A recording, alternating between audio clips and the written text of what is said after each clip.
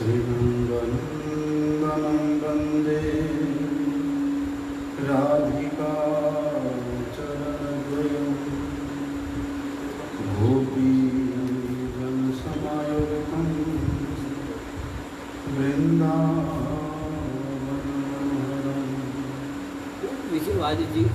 गुरवे गौरचन्द्राय राधिकाय तदालय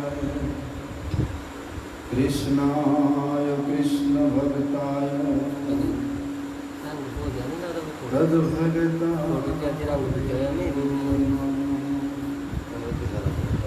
वंशाकल्पतरोर्यश्च कृपासिन्धुभ्यैव च पतितानां पावनेभ्यो वैष्णवेभ्यो नमः।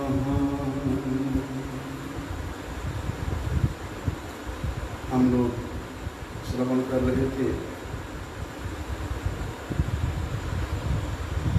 भगवान श्री चैतन्य महाप्रभु जी की मत क्या है। श्रीमन महाप्रभु जी कहते हैं कि भजनेर मध्ये श्रेष्ठ नवविधा भक्ति कृष्ण प्रेम कृष्ण दीते धरे महासत तार मध्ये सर्वश्रेष्ठ नाम कीर्तन निरपराधे नाम लैले पाए प्रेम धन। शास्त्रों में यद्यपि कलियुग के युग धर्म के विषय में अनेक प्रकार के पुराणों में वर्णन किया गया है, लेकिन उन पुराणों के, वेदों के, उपनिषद के जो मत है, उन मत को जब तक विशुद्ध अंतःकरण नहीं होगा तब तक उसको पालन करना भी इतना सहज नहीं है। क्योंकि स्मरण करना, मनन करना, अभ्यास करना, इस प्रकार के साधन के लिए साधक का अंतःकरण एकदम शुद्ध होना चाहिए। अशुद्ध अंतःकरण में स्मरण मनन असंभव है। इसलिए श्रीमद् भागवत बताता है, जो कि श्रीमन महाप्रभु जी का शिक्षा पर ही आधारित है। क्योंकि श्रीमन महाप्रभु जी श्री चैतन्य देव श्रीमद् भागवत के प्रमाण को ही श्रेष्ठ प्रमाण के रूप में उन्होंने ग्रहण किया है। श्रीमद् भागवतम प्रमाणम अमलम, अमल प्रमाण है। इसलिए उस श्रीमद् भागवत में बताया है कि न ह्यत्व अन्य शिवपंथाः विशते संश्रुताभिः वासुदेवे भगवती भक्ति योग जतो भवेत्। कहते हैं ये संसार में जो मनुष्य प्रवेश करता है, उस मनुष्य के मुक्ति के लिए एक है सद्योतमुक्ति, एक है क्रमोमुक्ति। बोलते इन दोनों प्रकार के मुक्ति का उपाय ज्ञान योग के विविध प्रकार, अनेक प्रकार के मत का शास्त्रों में वर्णन करने पर भी ज्ञान योग के बारे में, ज्ञान योग के द्वारा साधनों का वर्णन है। लेकिन कहते हैं जब तक भगवान के संतोषजनक, भगवान जिस अनुष्ठान से, जिस साधन से, जिस योग से संतुष्ट नहीं होते हैं। आप कितने भी ज्ञान योग का अत्युत्कृष्ट पराकाष्ठा को प्राप्त हो जाओ, लेकिन आपके उस कठोर साधन के द्वारा प्राप्त ज्ञान से अगर भगवान संतुष्ट नहीं है तो फिर आपको भक्ति योग नहीं प्राप्त हो सकता, आपके हृदय में प्रेम का उदय नहीं हो सकता। इसीलिए भक्ति योग ही एक ऐसा सुखकर पथ है, सुसमीचीन पथ है, एक निर्विघ्न पथ है, जिस योग को अवलंबन करके साधक भगवान को संतुष्ट कर लेता है। इसलिए वहां बताया है भक्ति योगो जतो भवेत, किस में? भगवान वासुदेव में। वासुदेव भगवती, भगवान वासुदेव में जिस प्रकार से भक्ति योग होगा, उस भक्ति योग के द्वारा ही जीव ये संसार सागर से मुक्त हो सकता है। संसार सागर से मुक्त होने के लिए बोलते हैं न यह तो अन्य शिव पंथा, दूसरा कोई पथ नहीं है। इसलिए श्री चैतन्य महाप्रभु जी ने इस संसार सागर से मुक्त होकर के किस प्रकार से भगवान वासुदेव के चरणों में बोलते निश्चला भक्ति प्राप्त होगा, उस उपाय को ही उन्होंने अपने मत के रूप में बताए हैं। क्या मत है उनका? जैसे कि भगवत गीता में भगवान श्री कृष्ण कहते हैं कि योगिनाम अपि सर्वेषां मद्गतेन अंतरात्मना, नहीं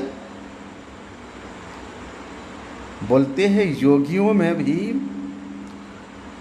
बोलते सबसे श्रेष्ठ योगी वही है मत गतिर अंतर आत्मना, जो मेरे हृदय के भाव के अनुसार मेरे संतुष्ट विधान के लक्ष्य रख करके जो योग करता है।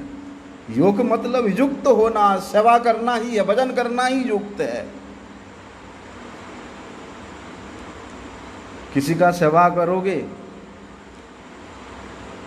केवल ड्यूटी निभाने से नहीं होता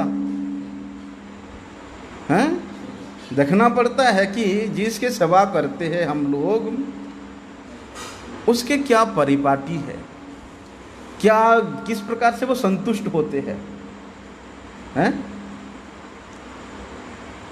उसको बोलते मद्गते न अंतर आत्मना, मेरे हृदगत भाव के अनुसार। और भगवान के हृदगत भाव को हम कैसे जानेंगे? जब भगवत तत्व को नहीं जानते तो भगवान के संतुष्टि कैसे होगा, हम कैसे जानेंगे?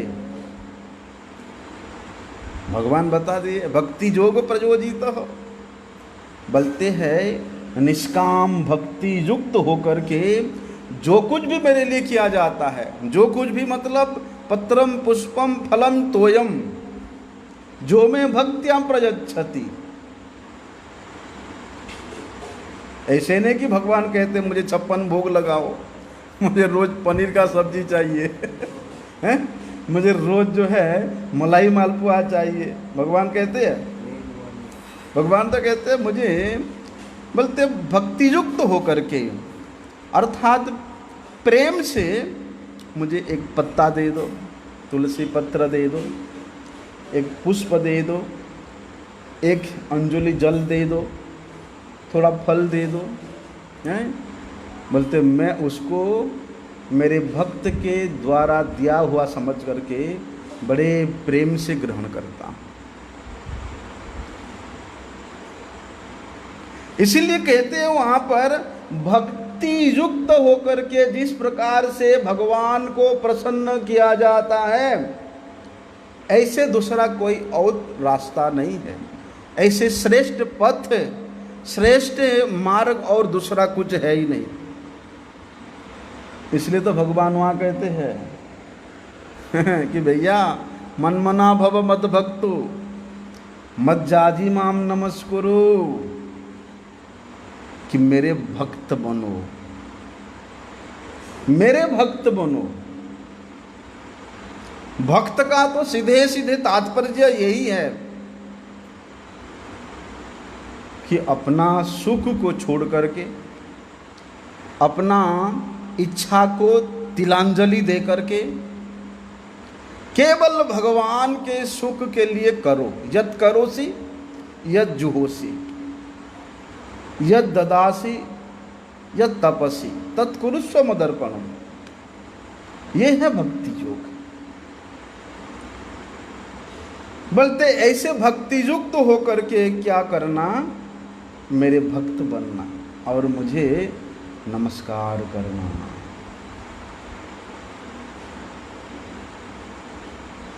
भगवान तो ऐसे भक्ति युक्त पुरुष के लिए बता दिया कि सर्वधर्मान परित्यज्य माम एकम शरणम व्रज। वास्तव में जो भक्ति युक्त साधक होता है वे भगवान के चरणों के आश्रय को छोड़ करके और दूसरा किसी का आश्रय कभी सपने में भी नहीं सोचता है। इसलिए भगवत भक्ति को ही सर्व वेद वेद्य, भगवान को प्रसन्न करने का एक श्रेष्ठ उपाय बताया,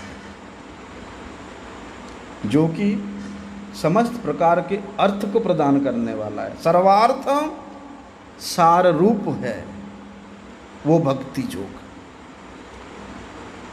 अब वैसे विचार करें तो धर्म के संबंध में तो ये संसार में अनेक मतवाद है ना। लोग कुछ को लेकर के भी धर्म बना लेते हैं। धर्म के नाम में अनेक मतवाद है, लेकिन श्रीमद् भागवत क्या शिक्षा देता है, जो शिक्षा को कि स्वयं कलिजुग पावन अवतार भगवान श्री चैतन्य देव सरल और सहज रूप से उसको बताते हैं। क्योंकि भगवान इस प्राकृत इंद्रियों के द्वारा ग्राह्य वस्तु नहीं है। प्राकृत इंद्रियों से वे सर्वथा परे है। इसलिए उन भगवान को, भगवान श्री कृष्ण को बोलते अहेतु की अप्रतिहता जजात्मा संप्रसिद्धति। अहेतु की भक्ति के द्वारा जिस भक्ति में, जिस सेवा में, जिस भजन में लेश मात्र भी हेतु नहीं होना चाहिए। हेतु मतलब फल की आशा नहीं होना चाहिए, फलासंधा भी दरहित्य होना चाहिए, अप्रति होता। बोलते जब आप किसी प्रकार के फल की आशा किए बिना श्रवण कीर्तन में प्रवृत्त होते हो, किसके श्रवण कीर्तन में, बोलते उस इंद्रिय अतीत भगवान श्री कृष्ण के नाम गुण लोभ लीला के श्रवण कीर्तन में, तो महाराज कोई विघ्न नहीं आता है, अप्रति होता है वो। अरे जिसका जजन करने से आत्मा सुप्रसिद्धति, प्रसन्नता को प्राप्त करती है। अगर विघ्न आएगा तो वहाँ क्या शांति मिलता है? विघ्न तभी आता है जब हम अपनी भजन के पथ में स्वयं के सुख की इच्छा करते हैं, फल की इच्छा करते हैं, तभी बाधा आता है। इसलिए वो भक्ति तो स्वाभाविक रूप से निरपेक्ष है, वो किसी की अपेक्षा नहीं करती। भक्ति देवी ना ज्ञान की, ना योग की, ना दान की, ना तपस्या की, किसी का अपेक्षा नहीं करती भक्ति। भक्ति देवी तो निरपेक्षा है। और बोलते इस प्रकार के जो भक्ति है, निरपेक्षा भक्ति, ये जीव का, मनुष्य का एक स्वाभाविक धर्म है, एक स्वाभाविक श्रेष्ठ धर्म है। जिस प्रकार से प्रत्येक वस्तु का धर्म होता है। जल का धर्म क्या है? तरलता, है ना। पत्थर का धर्म क्या है? कठिनता। अग्नि का धर्म क्या है? उष्णता। बोलते ठीक उसी प्रकार जीव का धर्म है भक्ति धर्म, सेवक धर्म, सेवन धर्म है। इसलिए बताया एतावान अपि लोके अस्मिन्, एतावान एव लोके अस्मिन् धर्मः पुंस परस्य। बोलते इस संसार में मनुष्य का भी, जीवों का भी एक श्रेष्ठ धर्म है। वो है नाम संकीर्तनम। ऐसा भगवान के नाम प्रधान कर्तव्य है। क्या हुआ? अच्छा, उसका होगा, एक बच्चा आ रहा था, वृंदावन मठ का पुजारी आ रहा था, वो रास्ता पूछ रहा होगा।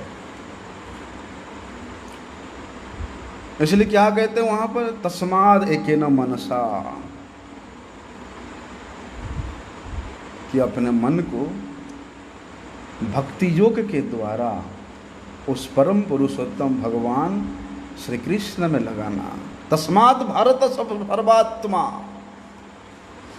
अपने समस्त इंद्रियों के द्वारा उस इंद्रिय अधिपति भगवान ऋषिकेश का सेवा में नियोजित होना। तस्मात् सर्वात्मना राजन। बोलते ये श्लोक के माध्यम से श्रीमद् भागवत पुराण हम लोगों को यही निर्देश देता है कि भगवान की कीर्ति का श्रवण करना, कीर्तन करना, स्मरण करना, इससे और श्रेष्ठ भक्ति कुछ है ही नहीं। इससे श्रेष्ठता और कुछ है ही नहीं। इसलिए बता दिया एतत् निर्विद्यमानानाम इच्छताम कुतो भयम्। बोलते जो साधक भगवान के यश का, भगवान के गुण कीर्ति का श्रवण कीर्तन स्मरण में अपने आप को नियोजित कर लिया, उसको इस संसार में और कोई वस्तु की आवश्यकता कभी प्रयोजन होता ही नहीं है, जरूरत ही नहीं पड़ता।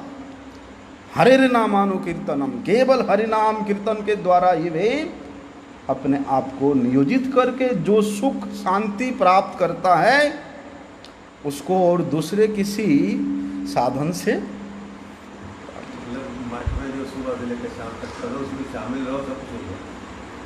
इसलिए हरिनाम संकीर्तन ही बोलते सर्वश्रेष्ठ भगवत प्रसन्नता कारक पथ है। इसलिए भगवान के नाम रूप गुण लीला दीनाम उच्चै भाषणम तु कीर्तनम। बोलते अत्यधिक दीन हो करके, धन्यता से युक्त होकर के, जिसको कि श्रीमन महाप्रभु जी ने बता दिया, त्रिनादपि सुनिचेन तरोरपि सहिष्णुना अमानि न मानोदेनो कीर्तनीय सदा हरि। जब तक इस दो गुण में गुणी नहीं होगे, चारि गुणे गुणी होई करह कीर्तन, तब तक भैया। इसलिए कहते हैं कि कीर्तन किसको कहते हैं? नाम रूप गुण लीला दीनम उच्चै भाषणम कीर्तनम। अत्यधिक दीन होकर के भगवान का नाम रूप गुण लीला का चिंतन करते करते जो क्रिया होता है, उसको कहते हैं तु कीर्तनम। वही कीर्तन है। भगवान के कीर्ति को छोड़ करके और किसी का आश्रय नहीं होता जहाँ, वही कीर्तन है। इसीलिए कहते हैं श्री चैतन्य महाप्रभु जी स्वयं तो नाम संकीर्तन के सर्वश्रेष्ठता को अपने श्रेष्ठ मत के रूप में प्रतिपादित किए ही है, साथ में उनके जो परम प्रिय पार्षद श्री सनातन गोस्वामी जी, श्री रूप गोस्वामी जी, श्री जीव गोस्वामी जी महाजनों के द्वारा भी उन्होंने नाम संकीर्तन के महिमा को परम उत्कर्षता के साथ प्रतिपादित किया है। इसलिए श्रीमद् भागवत बता दिया, यज्ञ ही संकीर्तन प्राय जजंती समेधस। बोलते जो सुमेधस है, जो बुद्धिमान है, वो क्या करेंगे? बोलते हैं इस नाम संकीर्तन के द्वारा उस परम पुरुषोत्तम भगवान कलिजुग पावन अवतार श्री चैतन्य देव का यजना करेंगे, आराधना करेंगे। क्योंकि श्रीमद् भागवतम के अंतिम श्लोक में भी यही बात ही बताते, नाम संकीर्तनम यस्यम सर्व पाप प्रणाशनम। नाम संकीर्तन जिस प्रकार से जीवों के समस्त प्रकार के पापों को विदुरित करके भगवत प्रेम का पथिक बना देता है, ऐसे कोई और श्रेष्ठ साधन है ही नहीं। इसलिए श्रीमन महाप्रभु जी ने श्रीमद् भागवत के प्रमाण को ही सर्वश्रेष्ठ प्रमाण के रूप में, अमल प्रमाण के रूप में ग्रहण किया है, जिसमें किसी प्रकार के मल नहीं है, परिपूर्ण रूप से एकदम पवित्र है।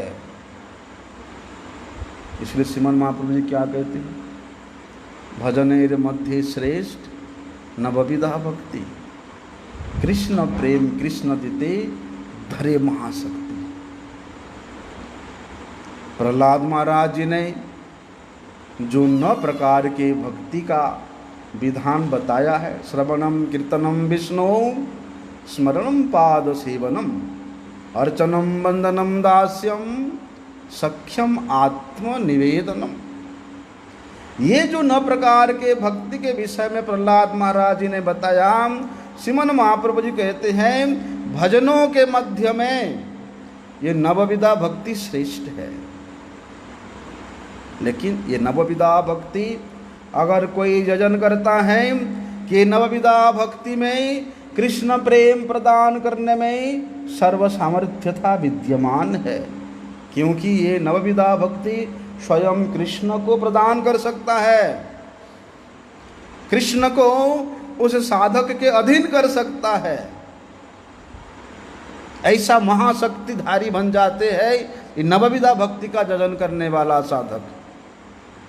लेकिन महाप्रभु जी कहते हैं, बोलते इससे भी श्रेष्ठ क्या बताए, तार मध्य सर्वश्रेष्ठ नाम संकीर्तन निरपराधे नाम लैले पाए प्रेम धन। बोलते ही नवविधा भक्ति से भी श्रेष्ठ भगवत नाम संकीर्तन है। अगर अपराध से रहित होकर के, अपराध विनिमुक्त होकर के कोई केवल मात्र भगवान का नाम करे, तो वो श्री कृष्ण के चरणों में प्रेम धन को प्राप्त करता है, जो कि हमारा परम प्रयोजन है। उस प्रयोजन को प्राप्त करना ही प्रत्येक साधक का लक्ष्य होना चाहिए। लेकिन श्रीमद् भगवद गीता के 12 अध्याय अध्ययन करने से पता चलता है, वहाँ पर भगवान अपने ही गुण कीर्ति का स्मरण करने का, मनन करने का, अभ्यास करने का विधान बताया है। लेकिन उन विधानों को भगवान श्री कृष्ण ने स्पष्ट रूप से बता तो दिया, लेकिन उससे पहले अपने अंतःकरण को शुद्ध करने के लिए कितना योग बताया, कितना माध्यम बताया, कितना अभ्यास बताया। बोलते जब तक उस प्रकार के अभ्यास नहीं करोगे तब तक हमारे अंतःकरण शुद्ध नहीं होगा, और जब तक अंतःकरण शुद्ध नहीं होगा तब तक भगवान का स्मरण मनन करना भी असंभव हो जाता है। लेकिन श्री चैतन्य महाप्रभु इतने दयालु है, इतने महावदान्य है इतनी कृपा के बदान्यता है उनमें, उन्होंने क्या किया? बोलते केवल मात्र कृष्ण संकीर्तन रूप भक्ति योग के द्वारा कलिहत जीव जिस प्रकार से अपना श्रेष्ठ मंगल को प्राप्त कर सकता है, क्योंकि कलिहत जीवों का चित्त हमेशा चांचल्यमय रहता है। काम क्रोध लोभ मोह मद मात्सर्य अधिकता होने के कारण कलिहत जीव स्मरण मनन करने में इतना समर्थ नहीं हो पाता है। इसलिए श्री चैतन्य देव सर्वसाधारण साध्य कलिहत जीवों के पक्ष के लिए नाम संकीर्तन को ही अति सहज सरल सुख साध्य साधन के रूप में निर्धारित किया है, क्योंकि वे चैतन्य देव वे अनर्पित चर ब्रज प्रेम वितरण करने वाले महावदान्य भगवान गौर हरि अपनी परम अंतरीय पार्षद श्री स्वरूप दामोदर गोस्वामी जी के कंठ को धारण करके कहते हैं, हर से प्रभु कहे सुन स्वरूप राम राय, नाम संकीर्तन कलो परम उपाय। श्रीमन महाप्रभु जी अत्यधिक हर्षित होकर के गदगद स्वर से स्वरूप दामोदर को बताते हैं, स्वरूप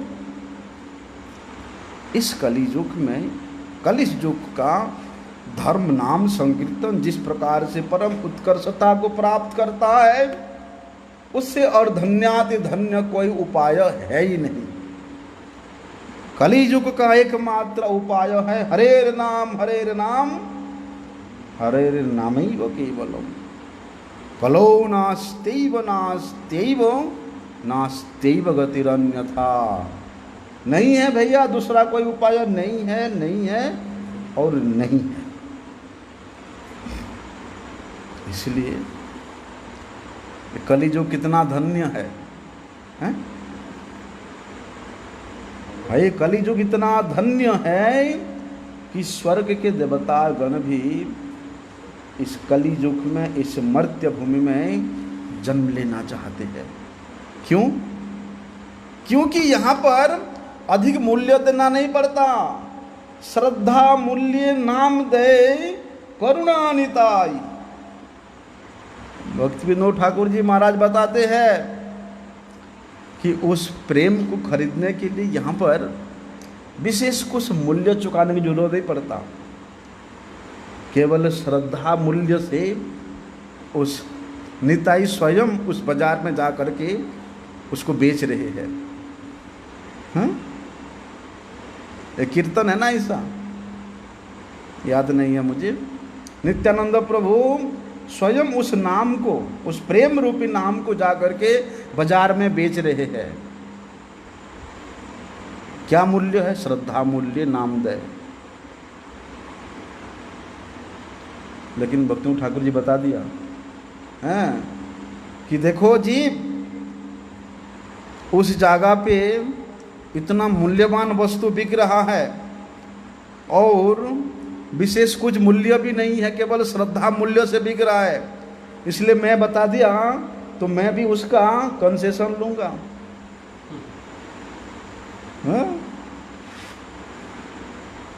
अगर तुम श्रद्धा लेकर के नित्यानंद प्रभु के द्वारा विकृत उस नाम को खरीदोगे तो मैं तुमको बताने के कारण मेरा भी उद्धार हो जाएगा।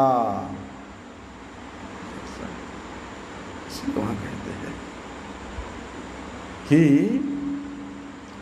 इस धन्य कलियुग में श्रीमन महाप्रभु जी ने जो नाम का शिक्षा दिया, उस नाम के माध्यम से जीव के हृदय में राग का उदय, जो कि विशेष शक्ति है, क्योंकि जब तक राग का उदय नहीं होगा तब तक प्रेम प्राप्त होना असंभव है। इसलिए विधि मार्ग में कहते ना, विधि मार्गे साधन करते करते, विधि मार्ग में ब्रजभाव प्राप्त करने का शक्ति नहीं है। कहते हैं वृद्धि मार्गे ब्रज भाव पाइते नारे शक्ति। किंतु श्रीमन महाप्रभु जी बताते हैं कि श्रीमन महाप्रभु जी के शिक्षा के अनुसार, श्रीमन महाप्रभु जी के मत के अनुसार बोलते विधि मार्ग में भी नाम भजन में अगर कोई प्रवृत्त होता है तो विधि को मानते हुए नाम भजन करते करते उसके हृदय में भी शीघ्र शीघ्र राग का उदय होता है। जिस राग की उसको जे रूपे लइले नाम प्रेम उपजय तार लक्षण श्लोक सुनो स्वरूप राम राय। श्रीमन महाप्रभु बताते हैं कि किस प्रकार से भगवत नाम उच्चारण करने से प्रेम होगा। क्या बताते श्रीमन महाप्रभु जी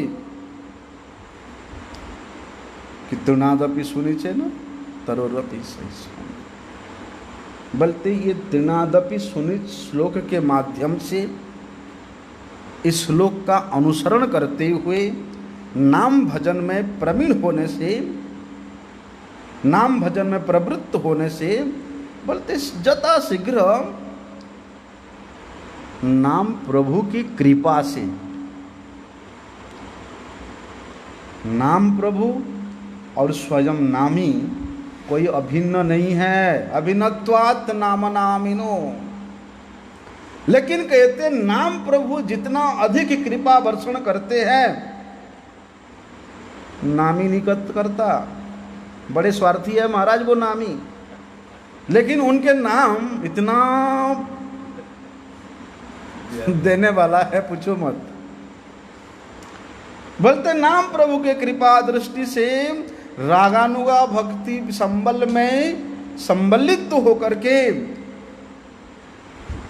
क्या होता है, कृष्ण रस भाविता मति को खरीदने के लिए, उसके मूल्य चुकाने के लिए हमारे हृदय में लोभ पैदा कर देता है। इसलिए रागात्मिका भक्ति का जब तक अनुगत्य स्वीकार नहीं करेंगे तब तक उस अपराकृत चिन्मय लीला का उदय नहीं हो सकता है।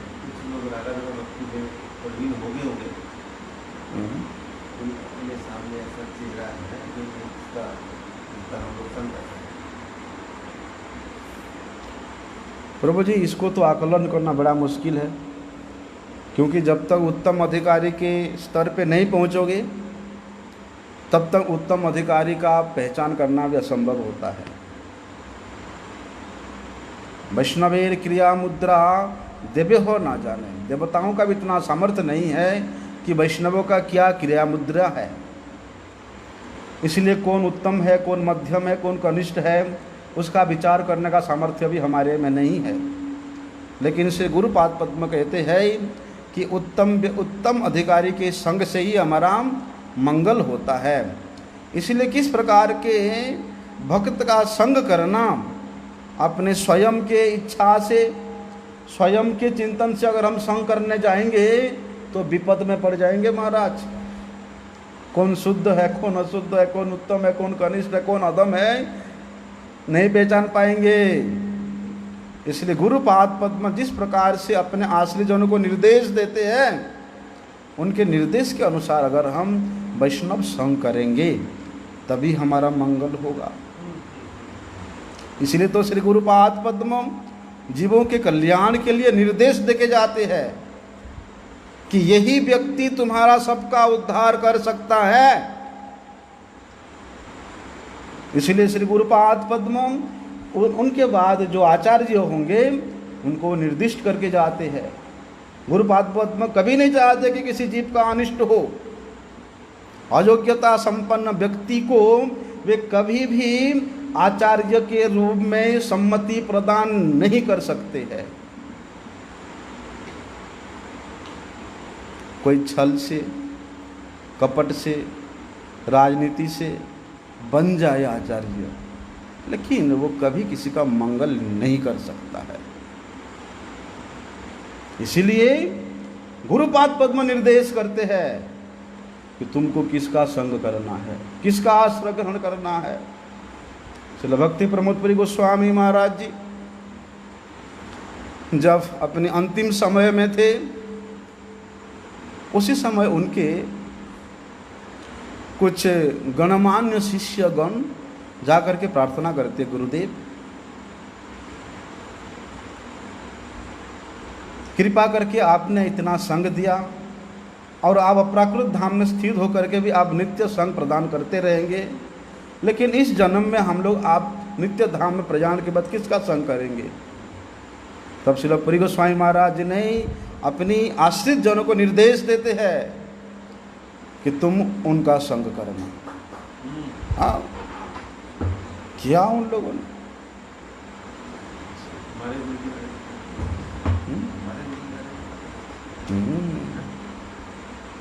ऐसा किया, ऐसा से इसलिए कहते हैं कि वास्तव में भजन नैपुण्य किसको कहते हैं, जहां पर जो जितना श्री कृष्ण के इंद्रियों का, श्री कृष्ण इंद्रिय को तर्पण करने में चातुरी जानता है। श्री कृष्ण इंद्रिय तर्पण चातुर्यता में जो जितना पारंगत है, बोलते हैं वो उतना ही भजन चातुरी में, वो उतना ही भजन नैपुण्यता में भी प्रवीण है। इसलिए जो सुचतुर है,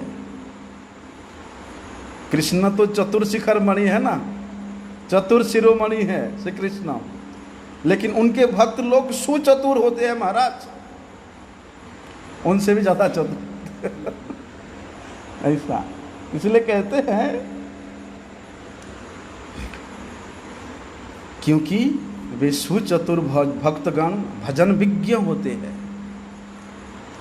किस प्रकार का सेवा करने से श्री कृष्ण प्रसन्न होंगे, उसमें वो विज्ञता प्राप्त होते हैं, क्योंकि वे अनन्य शरण है। अनन्य शरण भक्त के हृदय में भगवान अपनी प्रसन्नता का माध्यम भी बता देते हैं।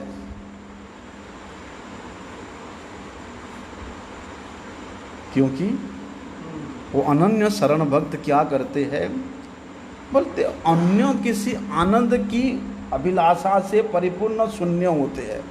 अन्य किसी आनंद, उनको केवल तो नामानंद चाहिए, कृष्णानंद चाहिए, सेवानंद चाहिए।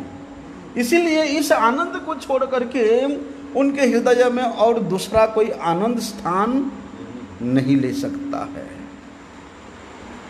बोलते वे क्या करती है, उनका चित्त वृत्ति नित्य निरंतर उस अपराकृत वृक्ष विलास अन्वेषणकारी, कृष्ण इंद्रिय दर्शनकारी, कृष्ण भक्त संग प्राप्त करने का सौभाग्य प्राप्त करते हैं। और ऐसे कृष्ण भक्त के संग से ही, बोलते ऐसे जो कृष्ण भक्त है, भजन विज्ञ, अनन्य शरण, दूसरे का निंदा को जिन्होंने कभी नहीं करते, निंदा आदि शून्य, अन्य निंदा आदि परिशून्य, और निरंतर अपराकृत ब्रज विलास रीति में अपने आप को लगा के रखने वाले कृष्ण प्रिय जो दार्शनिक है, कृष्ण भक्त है, ऐसे भक्तों का दर्शन प्राप्त करना अतीव दुर्लभ है। इस लोक में तो विशेष रूप से दुर्लभ है ही, नहीं मिलता महाराज। लेकिन भगवान क्या करते हैं, स्वयं कृपा परवश होकर के इस संसार में वो भी सुलभ करा देते हैं।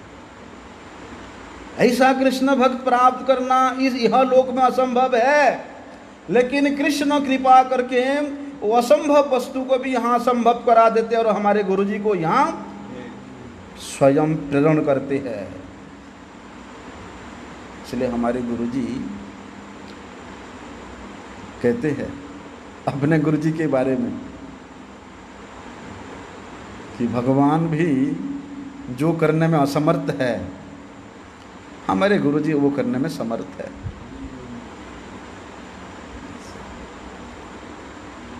इसलिए भगवान कृपा करके इस जीवों को कृपा करने के लिए उस दुर्लभ वस्तु को भी यहाँ प्रेरण करते हैं। इसलिए तो भक्तों ठाकुर जी इसलिए श्रीमन महाप्रभु जी के परम प्रिय जो भक्त जन, ऐसे भजन विज्ञ जन है, उनके चरण में क्या क्या प्रार्थना करते हैं? कवे श्री चैतन्य मोरे करिबे न दया, कबे आमी पाइब वैष्णव पद छाया। श्री चैतन्य महाप्रभु के कृपा के बिना वैष्णवों के, शुद्ध वैष्णव के, भजन विज्ञ वैष्णवों के, अनन्य शरण वैष्णवों के पाद पद्म का छाया भी नहीं मिलता है। इसलिए भगवान श्री कृष्ण स्वयं परम कारुणिक, महावदान्यता स्वरूप, अनर्पित चरित्र स्वरूप श्री गौरांग महाप्रभु के रूप में प्रकट होकर के, भक्त भाव लेकर के प्रकट होकर के ये सुलभ किया। इसलिए उनसे मन महाप्रभु के चरणों में भक्ति विनोद ठाकुर यही प्रार्थना करते कि हे चैतन्य देव, कब आपकी कृपा होगा? आपकी कृपा से कब मुझे वैष्णवों के पद रेणु अपने सिर में अभिषिक्त करने का सुयोग प्राप्त होगा? क्योंकि जो वैष्णव इस प्रकार के राग के पथ को प्रदर्शन करने वाले हैं, राग वर्त्म प्रदर्शक जो महत् व्यक्ति हैं, उनके अहित की कृपा के फल स्वरूप कृष्ण भक्ति रस भाविता मति प्राप्त होता है। गुरु कृपा के बिना वैष्णव कृपा प्राप्त नहीं होता, और वैष्णव कृपा के बिना गुरु कृपा भी प्राप्त नहीं होता। दोनों एक दूसरे के साथ जड़ित है। बोलते जो कृष्ण भक्त रस भाविता मति, बोलते कोटि जन्मों के सुकृति से भी प्राप्त नहीं होता है। बोलते वो सुकृति, वो सुजोग भगवान स्वयं भक्त रूप में अवतरित होकर के यहाँ पर सुलभ कर दिया, प्रदान कर रहे हैं। महाराज कहाँ पड़े थे हम लोग, चिंता भी नहीं कर सकते हो। कैसी अंधकार में पड़े हुए थे, तामस में पड़े हुए थे।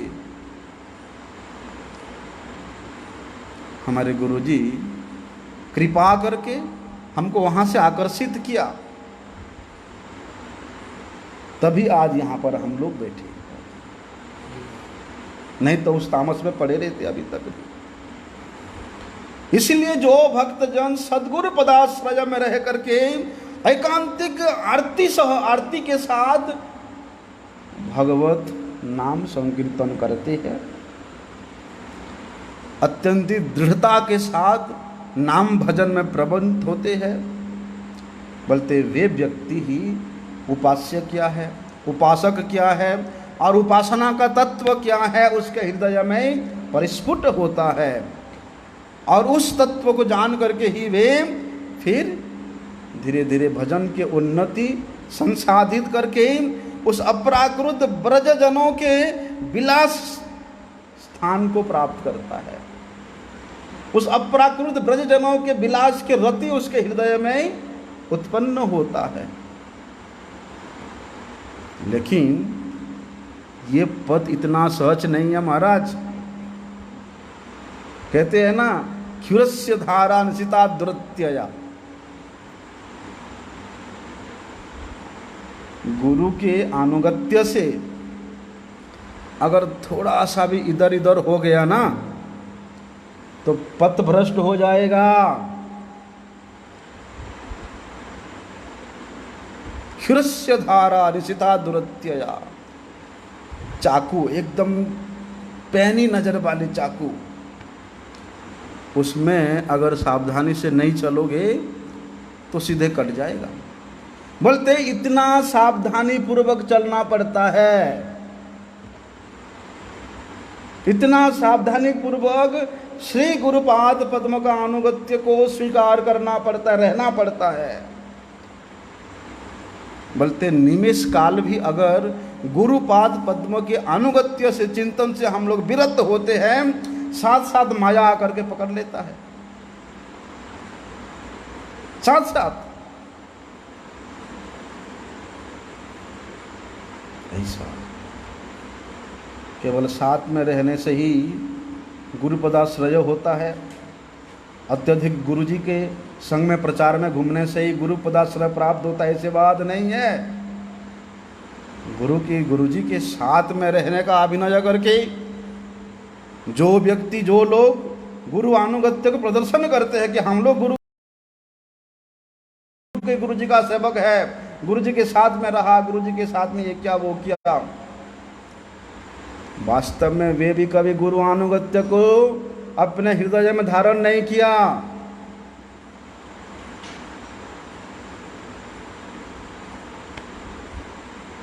पतित होना पड़ा, पथभ्रष्ट होना पड़ा।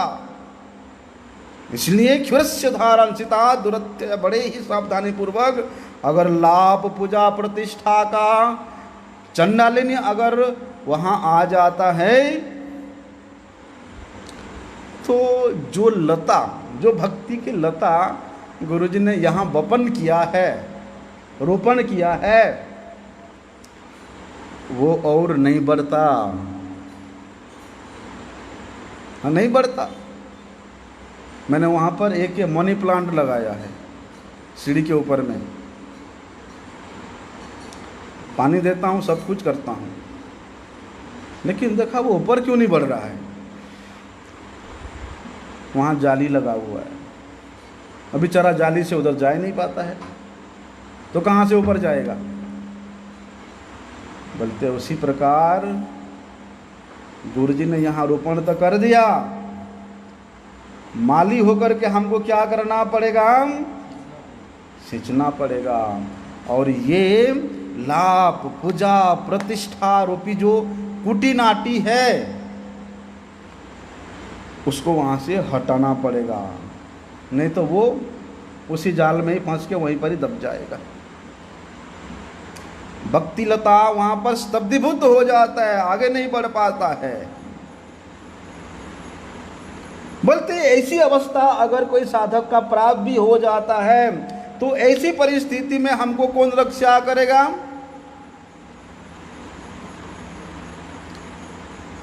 केवल मात्र वैष्णव साधुगणी, श्री कृष्ण प्रेष्ठ, श्री कृष्ण प्रिय साधुगणी हमारा एकमात्र रक्षा करता है।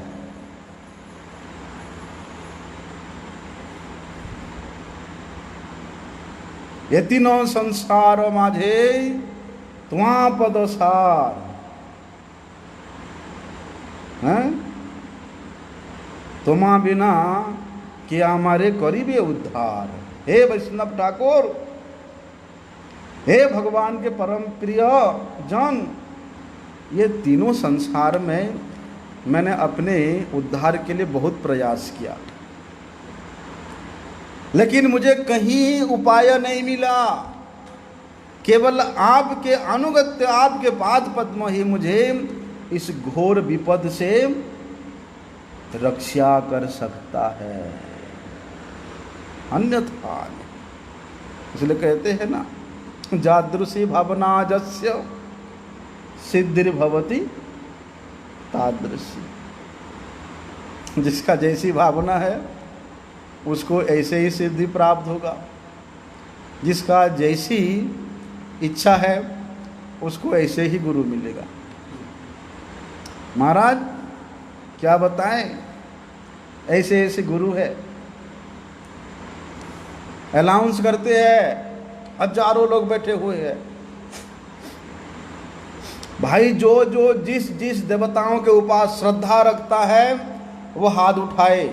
काली को श्रद्धा रखने वाले हाथ उठाओ, ठीक है, अभी मैं काली का मंत्र बोल रहा हूँ, तुम लोग काली के मंत्र का जप करो। कोई बोलता है हम तो भैया भैरव बाबा का भक्त है, भैरव बाबा का मंत्र सुनो। ऐसे ऐसे गुरु भी है। वहां पर ये लोग ये नीति को लागू करते हैं कि जातृसी भावना जस्य, कि जिसका जैसी भावना है हम उसको उसी प्रकार का ही मंत्र प्रदान करेंगे। इसलिए जब तक भजन में विज्ञता प्राप्त वैष्णव जनों का संग प्राप्त करने का हृदय में अत्यधिक प्रबल इच्छा नहीं होगा, तब तक भगवान भी श्रेष्ठ भक्त के रूप में उसको संग प्रदान नहीं करते। आजकल तो महाराज ऐसा हो गया, अरे ट्रेन में जाते जाते भी गुरु मिल जाता है ना, वहीं पर ही दीक्षा हो जाता है। हाँ? ऐसा कोई बोलता है अभी तो गुरु जी का देखा भी नहीं, कोई बोलता है कि अरे वो गुरु जी बड़े सुंदर सुंदर कहानी बोलते हैं, चुटकुले बोलते हैं, भैया वहीं से आप शिष्य बन जाओ। हाँ हाँ हाँ हाँ हाँ हाँ,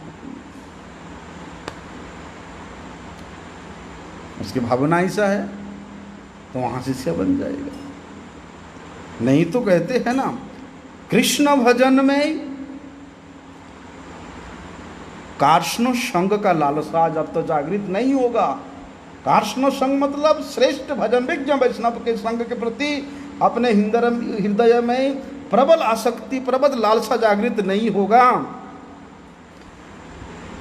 तब तक जीव भटकता रहेगा, चमक देख करके भटकता रहेगा। उसका वो चमक है, उसका वो चमक, अरे वो गुरुजी जाने से वो देते, वो गुरुजी के पास जाने से वो देगा, अरे ऐसा चमत्कार गुरुजी है हमारा। महाराज सुई में भी वो हाथी को घुसा देते हैं। अरे हमारे गुरुजी तो सुई में एक धागा को घुसा करके उसमें एक बैल को टांग देते हैं। जाओ जाओ जाओ, बोलते ऐसे चमत्कार को देख करके लोग क्या करते हैं, पथभ्रष्ट हो जाते हैं, अपने जीवन के वास्तविक कल्याण के मार्ग से पथभ्रष्ट हो जाते हैं और अपना आत्म विनाश को अपने हाथों से कर बैठते हैं। तो नए लोगों की बात होगी ना हमारे। हाँ, उनके लिए तो फिर जानिया सुनिया भी सखाइनू है। कहते हैं ना महाराज ऐसा है, नई पुरानी बात नहीं है। बता देता हूँ, एक परिवार था सरदार का, अपने ससुराल जा रहा था, ठीक है। अब ट्रेन में आ गया, ट्रेन में जाते जाते आ गया दरभंगा आ गया। दरभंगा में बिहारी चढ़ा, शराबी बिहारी, एक थप्पड़ मारा उस सरदार को। बोलता है ये सीट मेरा है। सरदार दिखाता, अरे भैया देख ले मेरी सीट है, मैंने बुकिंग किया भाई, तो खामा मुझे थप्पड़ मार दिया। बोलते नहीं मेरा सीट है। बिहारी का सीट था ही नहीं। बोलते अगर मेरे बच्चा के ऊपर तुम हाथ उठाए ना, मैं तेरे हाथ तोड़ के रख दूंगा। उसके बच्चा को थप्पड़ मार दिया वो बिहारी ने। अच्छा, अब मेरे बच्चे के ऊपर हाथ उठा के देख मैं तेरा क्या करता हूँ। बच्ची को ही मार देता थप्पड़, कर ले क्या करना है। मेरे बीवी को अगर तुमने थोड़ा सा भी छुआ ना, मैं तुझे यहाँ मरोड़ के रख दूंगा। बीवी को थप्पड़ मार दिया। बस जहाँ तक जाना था वो बिहारी वहाँ उतर गया और वो भी उसी स्टेशन में अपने ससुराल गया। ससुराल जाने के बाद उसके बच्चे पूछते हैं, पापा वो आदमी ने आपको,